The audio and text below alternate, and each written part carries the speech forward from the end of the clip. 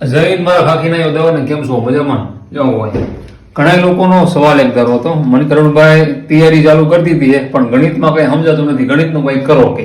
મેં કાંઈ વાંધો નહીં, એ કે યુટ્યુબમાં સમજાવો અમને, કારણ કે કોર્સ કોના લેવા, ઘણા અલગ અલગ સવાલ બધાના હતા, પણ જોવો ખાલી તમે. હવે વેબ સંકુલ રહ્યો ને, જો તમારે યુટ્યુબમાં જોવો હોય ને તો વેબ સંકુલ છે ડકુમ સર, પછી એક્સમેથ કરીને છે, એ સર આગળ હું ભણ્યો નથી પણ એ સરનું વખણાય છે, બહુ સારું ભણાવે છે. અને જીસીએ નો પછી કોર્સ લેવાના, કેમ કે એમની પ્રાઇસ બહુ હેઠી હોય છે અને એમનું પણ બહુ સારું ભણાવે છે, ગણિત બે એમનું પણ સારું છે. અને ભેંસ કી પાઠશાલા બકુલ દાદા એ તો જિંદાબાદ, સમજાણું. એ થોડીક પ્રાઇસ બહુ વધારે પૂરતી છે પણ ગણિત તમને શું કેમ ટીકઆવડી જાય છે. અને બીજા છે નીરજ ભરવાડ સર જે રહ્યા એ પણ બહુ સારું ભણાવે છે. એટલે મારી ખાસ અપીલ છે કે તમારી આર્થિક પરિસ્થિતિ બહુ સારી હોય તો તમારા જે હેઠા જે સર રહ્યા ને ભેંસ કી પાઠશાલા કા નીરજ ભરવાડ સર, આમાં તમારે જવું. અને તમારે થોડુંક ઓલું વ્યવસ્થિત ટૂંકમાં થોડુંક હોય તો જીસીએમાં વ્યૂ જાવ. અને જો તમારે એવું હોય કે આપણે હાવ ઓલું કરું છું ફ્રીમાં, તો યુટ્યુબમાં તમે જોવો તો યુટ્યુબમાં ગમે ના લેક્ચર તમે જુઓ પણ એકને જ ફોલો કરજો. મારી અપીલ ખાસ તમને એ છે, ગમે એકને ફોલો કરજો. વેબસંકુલ કરો વેબસંકુલ, એક્સમેથ કરો એમને તે, જીસીએ કરો જીસીએ તે, ભેંસ કી પાઠશાલા તો ભેંસ કી પાઠશાલા, ગમે એકને ફોલો કરજો. તમે આપણે એની રીતુ સ્ટ્રીક અને બધી આપણે અનુકૂળ થોડી સમજાય. હું 1 વર્ષથી ગણિત કરું, હજી મને નથી આવડતું, પણ આ તો મને એટલા બધા સવાલ હતા ને એટલે હું કહેવાય લેક્ચર દેવા ટૂંકમાં આવ્યો. પણ કાલે જે જીપીએસસી નું પેપર લેવાનું હતું એમાં જે ગણિત પૂછાણું ને એમાં થોડુંક મને ઘેડ પડી ખરી. એટલે એ બહુ ગણિત એવું જો પૂછે ને આપણે જો કોન્સ્ટેબલ વાળા તો બહુ મજા આવે. પણ એમાં એવું હોય જે હાઈસ્ટર જેને સારું ગણિત ફાવતું હોય ને એને પાછા બધા માર્ક કવર કરી લે. પણ બધા સબ્જેક્ટ ખરખા ન આવડતા હોય, અલગ અલગ હોય.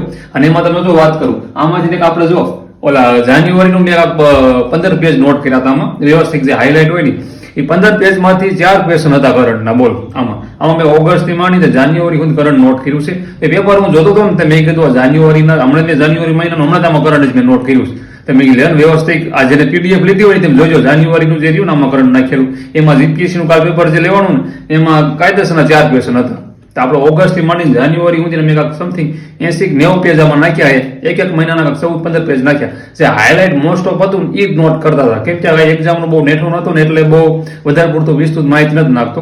પણ આમ હાઇલાઇટ આપણે વધારે પૂરતું આઈએમપી છે એ વસ્તુ નોટ કરી હતી. 70-80 પેજ આમાં મેં નાખ્યા હતા કરંટના. અને શું કહેવાય ઓગસ્ટથી જાન્યુઆરી સુધી. એટલે મેન વસ્તુ એ છે કે આપણે જે રહ્યું ને વ્યવસ્થિત તમે ગમે એકને ફોલો કરો ને એટલે વાંધો ન આવે. ગમે એક આમાં ગમે તમે ફોલો કરી શકો. અને હા, અને તમારે પીડીએફ જોતી હોય તો વોટ્સએપ નંબર દેખાય ને આપણો ફ્રેન્ડનો છે ને મેસેજ કરજો. તમને જો આ રહીને આમાંથી તમને કાલના પેપરની વાત કરું ને તો તમે જેના પીડીએફ લીધી હોય ને એક વાર તમે જોજો. એ પીડીએફ આપણે ચેક કરજો બધી અંદર લિંકમાં જઈને તમે, અને આ પેપર કાલ લિંકમાં તમે જોજો કે અરુણભાઈ બુક જે બનાવી એમાંથી કઈ નીકળ્યું છે નીકળ્યું જ નથી, તમે તમારી રીતે નોટ કરજો. અને આ પાર્ટ બી જો ને એ પહેલા બનાવ્યો, આ જૂનો છે, દિવાળીએ મેં કમ્પ્લીટ થઈ ગઈ આ બુક મારે. હવે આ પાર્ટ બીમાં ઓલું કંડક્ટરનું પેપર લેવાનું ને મારાની આપણે કાંઈ લેવા દેવા નહીં, કોન્સ્ટેબલ વાળા કંડક્ટર. તો આમાંથી 10 ક્વેશ્ચન હતા, 10 ક્વેશ્ચન. આ પણ પાર્ટ બી છે, કોન્સ્ટેબલનો જ છે.